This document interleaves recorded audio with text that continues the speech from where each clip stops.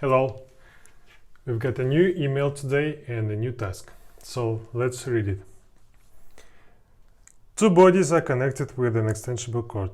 The cord goes through a sheath which is connected to a wedge. The system is at equilibrium. The bigger body, whose mass is 1 kilo, is on a sloping surface with a constant of friction 0.3. The angle of slope is 30 degrees, and the question is, what is the minimum mass of the second body so that the system starts moving? Okay, this task relates to mechanics, and there are 5 steps for each task in mechanics to solve it. The first step is drawing a picture. So the first step, we must draw a picture, a scheme of this task. Then comes the second step. The second step, we must draw all forces on this picture. Okay, forces. These two steps are the main one to my mind. Then comes the third step. We must write down the second Newton's law for this task. Second Newton's law. Then comes the hardest step, and in this step we must draw axis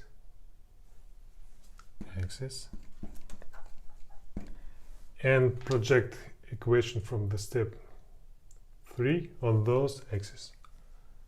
Projection.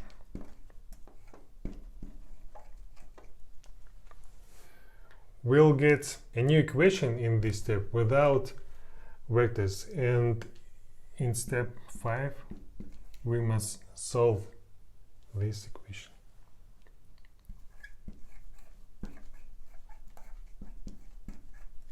I think this is the easiest step because we all know maths. So let's go step by step. First one is drawing a scheme. So we've got a wedge here with a sloping surface. There is a sheath, the first body, which is connected to the second body with an extensible cord. Okay, that was pretty easy. Step number 1 is done. Then comes the second step, drawing forces for each body. So what we see here, we all know that each body has its own weight. So we must draw a gravity force for each body. The gravity force is directed straight ahead to the center of the Earth. So we are drawing for each body gravity force, which is directed straight down to the center of the Earth. Gravity force 1 and gravity force for the second body. All with vectors. We see that the first body doesn't fall down. That's because the wedge affects the first body, and there is a support reaction force for the first body. The support reaction force is directed always vertical to the surface. So if we have horizontal surface like a table, then the support reaction force will go up.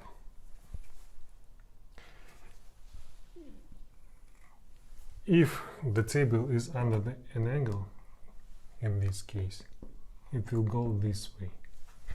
And in this case, under this angle. The support reaction force will go this way. Okay, we have case number 2 here. So the support reaction force will go this way. With letter N, with vector. Okay, body number 2 doesn't fall down too. That's because the chord affects body number 2. And we must draw a tension force here, which supports the second body. So, tension force with vector.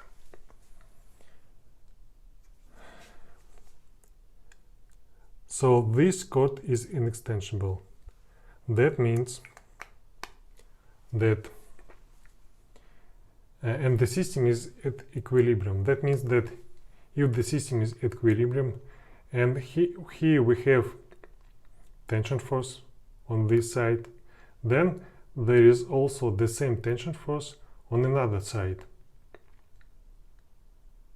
And the system will be at equilibrium and it doesn't move as you see in the picture. So we are drawing the second tension force, which affects from this end of the chord.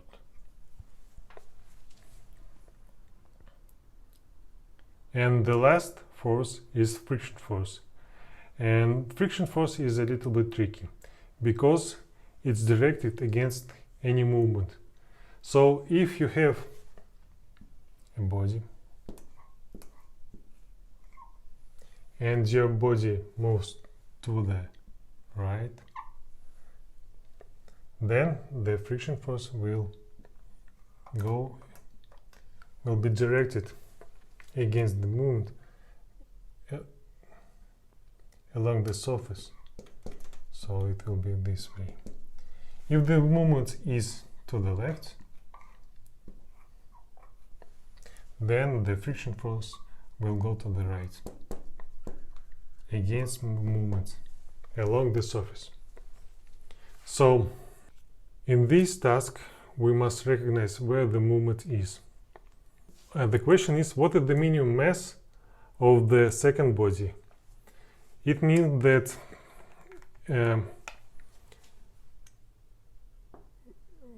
body number 1 will be heavier than the body number 2. In this case, the system will go here.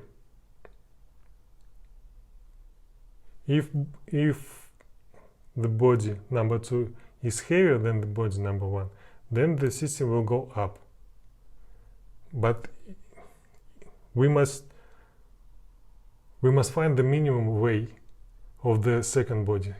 So it goes this way. So we draw movements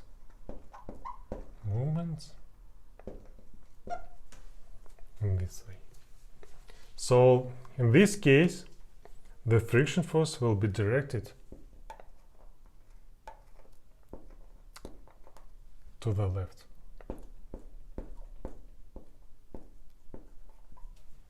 Friction force with vector. Okay, step number 2 is done. Step number 3, the second Newton's law. We all remember that the acceleration of an object depends on two variables: the net acting force upon the object and the mass of the object. So for each body in this task, we must write down the second Newton's law. Okay, the acceleration of the first body is equal to net acting force upon the first body divided by its mass with vectors. Okay, what is net acting force? Net acting force is the sum of all forces which affects upon the first body. So we have here gravity force plus friction force plus tension force, all forces with vector, plus support reaction force, divided by the mass of the first body. Acceleration of the second body is net action force upon the second body divided by its mass. So we have here only two forces. So it's tension force plus gravity force divided by its mass of the second body. So if we analyze the task again, we can see that the system is at equilibrium and the cord is inextensible. What it means? It means that if the system starts to move, then it will move with the same acceleration and the same speed, because the cord is inextensible. If the second body goes down, simultaneously with the same speed, the first body goes up, and vice versa. If the first body goes down, then the second body goes up with the same acceleration and same speed. It means that acceleration of the first body is equal to the acceleration of the second body. So this is a system of equations, and we will solve it in step number 4, and step number 3 is done. So let's redraw our axis and our forces here. So we've got two axes, y, x, and here are our forces, and it's parallel to our xy, and here it's parallel to n with vector. Tension force, it's parallel to x, and here it's parallel to, as you can see, with vector. Friction force is also, is also parallel. Friction force. Here comes acceleration of the first body, and here we have gravity force. Gravity force isn't parallel to any x, so it goes under the angle alpha. So here is angle alpha. Here is also our angle alpha. Okay, let's project the first equation onto this axis. Okay, first of all, let's project onto x, y. So what we have here? Acceleration A is vertical to x, y. So its projection equals to 0. So we writing down here 0. Then comes tension force. Tension force is also vertical to xy, so we write here down 0 plus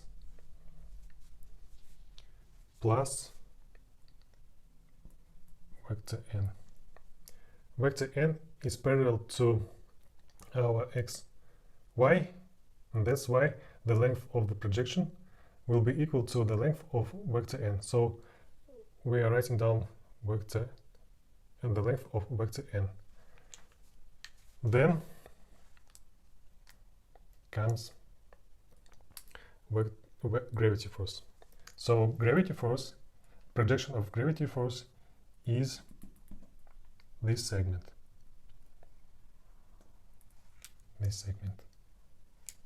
And this segment, as I told you, this segment is equals to gravity force times cosine alpha. And we we must draw here minus. Why minus? Because the direction of gravity force doesn't coincide the direction of xy. It's against this segment. The direction of this segment is against the xy. So we are writing down here minus.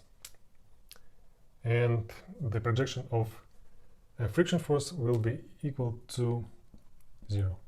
Okay, divided by mass of the first body, m1. Then comes the projection on x. So let's write down x.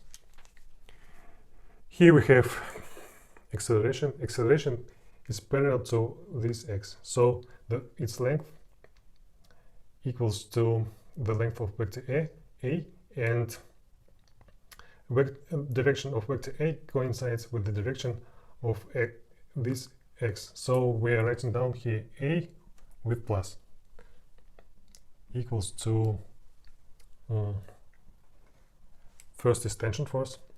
The tension force is also parallel to our x, but it goes with minus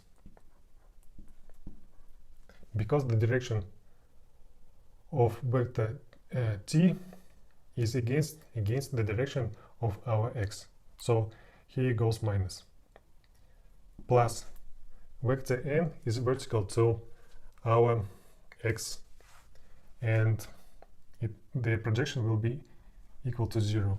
Then goes gravity force. The projection on x, it's this segment, and this segment is equal to length of vector g times sine alpha. So we must write here plus. Why plus? Because the direction of vector g coincides the direction of x, this x. They both go to the right.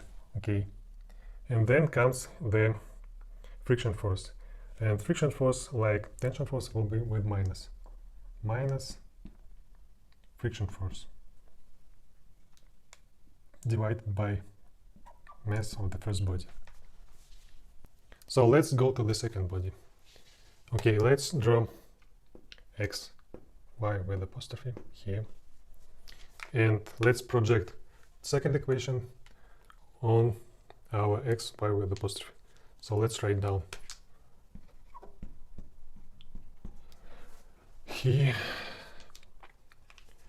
direction of acceleration coincides the direction of x, y. So and it's parallel to this x. So we must write down a with plus. A is equal to vector t, like vector a is parallel to x, y, and its direction coincides the direction of this x.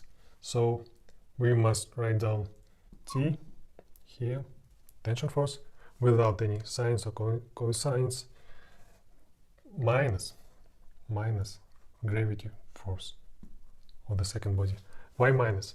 Because the projection goes minus because the first of all gravity force is parallel to xy, and it goes against the direction of xy. So this is why here we write here minus, and so we must divide by the mass of the second body. So step number 4 is done. We projected these two equations onto our axis, and we've got a system of 3 equations. A system of 3 equations. So we've got a system of 3 equations, and let's try to just solve them. Let's try to do step number 5. Okay, but first let's analyze them. So what we've got here. Okay, we have friction force, what is friction force? Friction force is a constant of friction multiplied by support reaction force. Gravity force. What is gravity force? So as we know, gravity force is mass of a body multiplied by acceleration of gravity. And let's speak about this acceleration and this acceleration. So when just two bodies start to move within a fraction of a second, the acceleration is equal to 0. They just started to move, but they are not moving at all. And the acceleration is equal to 0. Okay, so here is, we can write 0. Here we can write 0. Then let's express tension force from here, support reaction force from here, and then substitute support reaction force to the friction force. And then substitute friction force here and tension force here. So let's go. Tension force from here is equal to gravity force of the second body. So it's equal to mass of the second body times g. So here we have 0, then support reaction force minus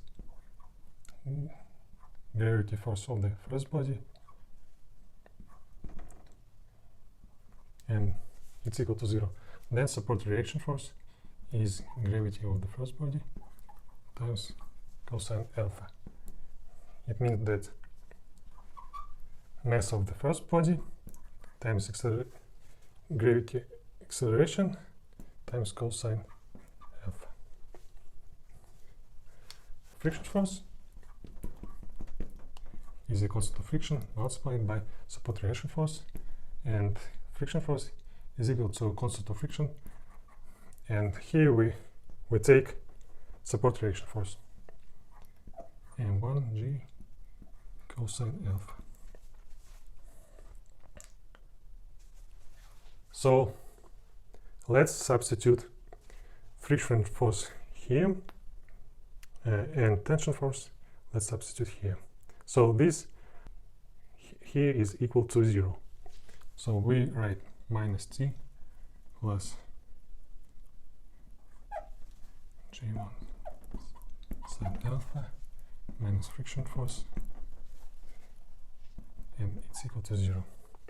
Tension force is minus mass of the second body multiplied by acceleration of gravity plus gravity force of the first body, mass of the first body times g multiplied by sine alpha minus friction force we take from here minus k m1 j cosine alpha, and it's equal to 0.